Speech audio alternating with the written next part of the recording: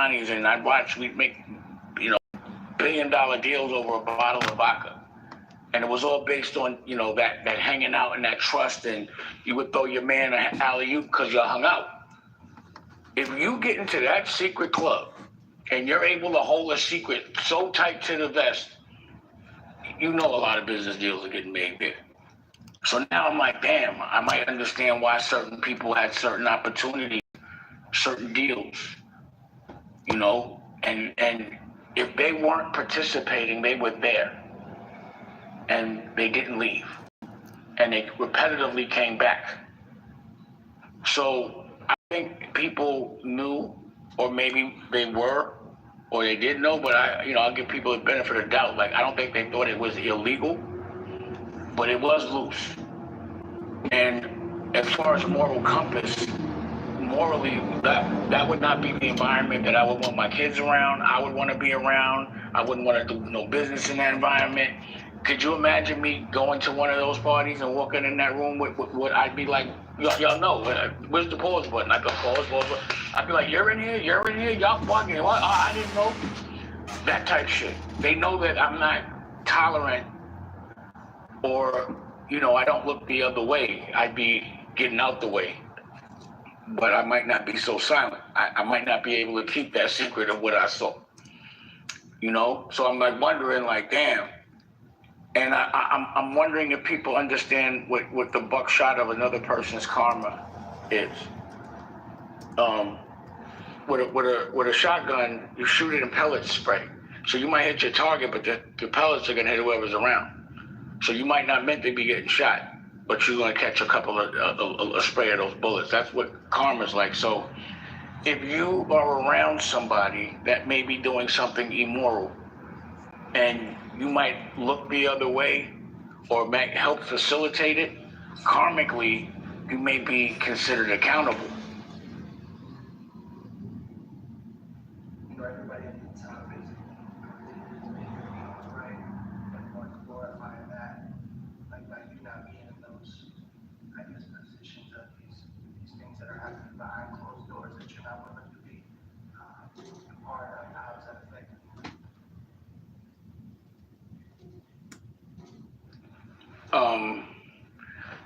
It's made me depend on my family.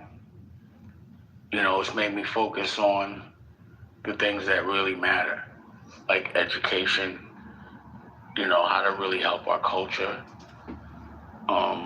raising a child, eating healthy.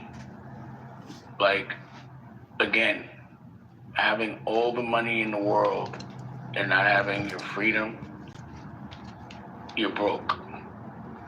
Or not having your health, you're broke.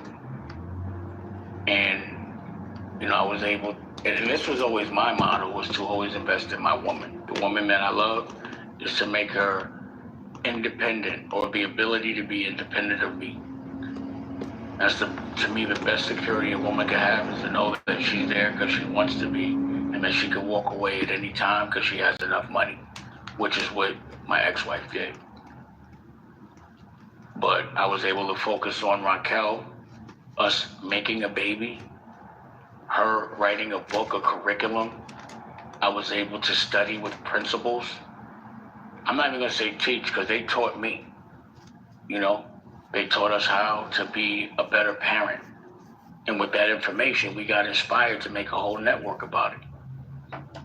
If I was in those rooms doing those things, number one, I wouldn't be around my family. That's number one.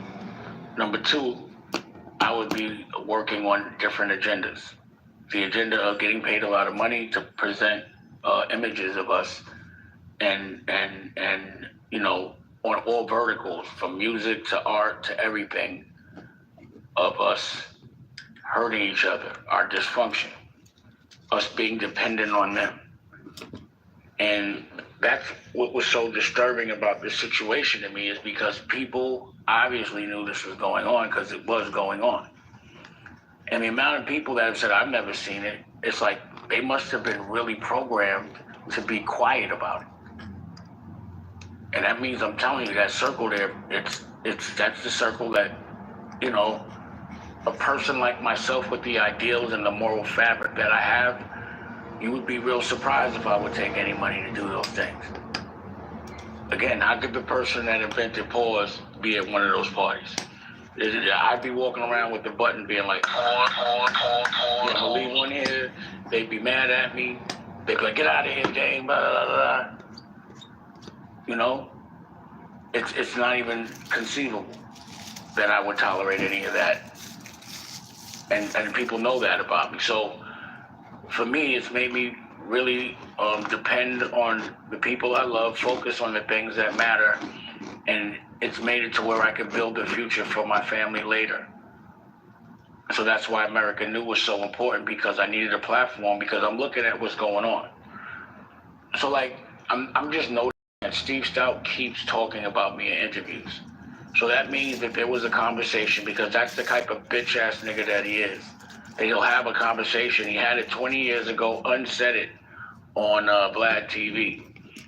That there was we're actually conspiring to get Damon out the business. He must be like, damn, it's 20 years later.